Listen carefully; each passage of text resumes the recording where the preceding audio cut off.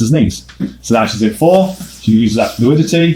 She starts to then go past the groin up into above his knees. Good. Now she has a 6. And we can keep doing that. So we then go for a different angle. She might try and go over the top now into a more of a riding situation with like double staples or a mermaid. So she's going to start in a guard again. Letting him play his guard. Letting him have that fluidity. Moving past. Getting a groin past and then controlling the legs there. And he is trying to frame, try and get his legs back and fight again. So that is essentially now teaching very tight, very close and very structurally sound and balanced guard passing without actually having to teach anything really about guard passing. And this final drill then is going to be the 6-5-4, 4-5-6, because a lot of the majority of what I'm going to be finding in jiu-jitsu is going to exist in this space. Like I say, the fight happens in the periphery. You understand how to kill the legs and arms and protect yourself and your kazushi from being attacked. And so we're going to start in 6 now, so she has a ride already. She's going to fail her ride. As soon as she feels her groin go south of the knees, she's going to go back into 4, kill the legs again, and then try and work her way back into 6. And we just keep going up and down this scale. So I, from this position, could look out for her alignment of her joints and call it out, alignment and fixing her posture and fixing her back. So she starts in 6, Ryan starts to escape. She abandons, she goes back into 4, relies all the resource on killing the legs. Now gets her groin past the knees and goes back into a ride again. He's trying to escape, she allows the escape, she goes back into fluidity, posture and balance, and back now for the knees. And she just gets lots of experience then in getting past the guard. Also, what happens if she fails at her control? She can then just instantly recall, right, he's about to use his legs to escape. I can now put all my resources onto killing his legs and recalling that better posture and balance. And so doing a 6-5-4, 4-5-6 is going to be very helpful for her.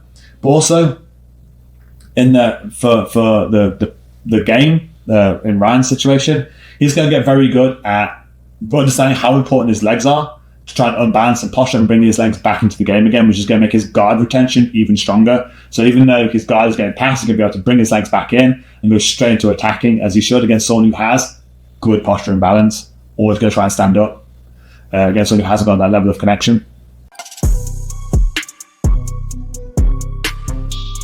I hope you enjoyed that instructional. That is a combination of all my years in jiu-jitsu and looking at jiu-jitsu in such a new way and looking at objectivity. And so what has made the most sense? What can we introduce? If we can introduce words that break our jiu-jitsu, how can we overcome that? And how can we change our training practices around it?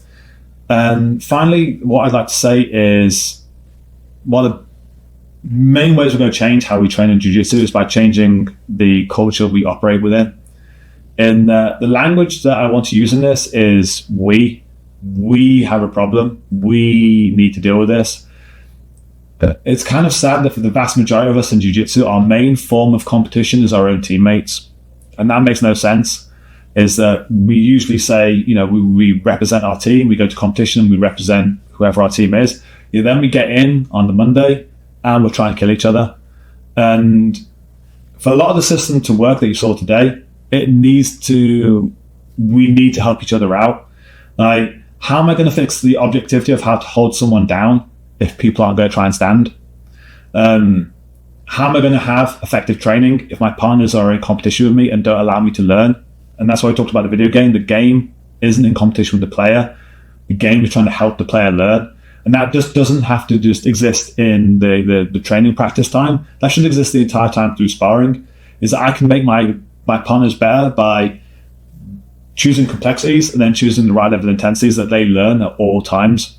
Is that we are a team. When you take this into your training, we are a team, and we should make our teammates better so that when they go compete at the weekend, they do better. And having them come in even from day one just kicking their ass just doesn't make any sense. So for this to work, it can't just be you doing this. And that's why I talked about incorporating for students, etc. Is a lot of this is out of your control. Like, for you to learn how to hold someone down, you're going to need people who stand up. For you to understand how to control someone's legs while they're trying to escape, you need people to allow you to do that. and actually add that complexity at that same time. And so this isn't just a drill for you. This is something that you have to spread that word out, and you have to try and change the mentality of the people around you and actually have more of a team mentality. Otherwise, this is pointless. I say I already have another 4 instructionals with BJJ Fanatics. You can see the progress of my understanding of Jiu-Jitsu through those. So it starts with how to defend against everyone. Then we go into unstoppable stand-ups I did with Charles Harriott, how to learn Jiu-Jitsu, offensive cycles and defensive cycles, and then this newest one. I'm also available on Instagram as Chris Paynes or Chris Villain BJJ. You'll be able to find me quite easily. I also have my online learning platform, which is In Theory BJJ, which is intherybjj.com, which covers a lot of these ideas, especially as they come out and before I get a chance to come to BJJ Fanatics and share it. So if you want to be able to reach me across any of those channels, I'm available. Or if you just want to come and visit, I'm in Middle England in a place called Stafford, and I'm always open to visitors.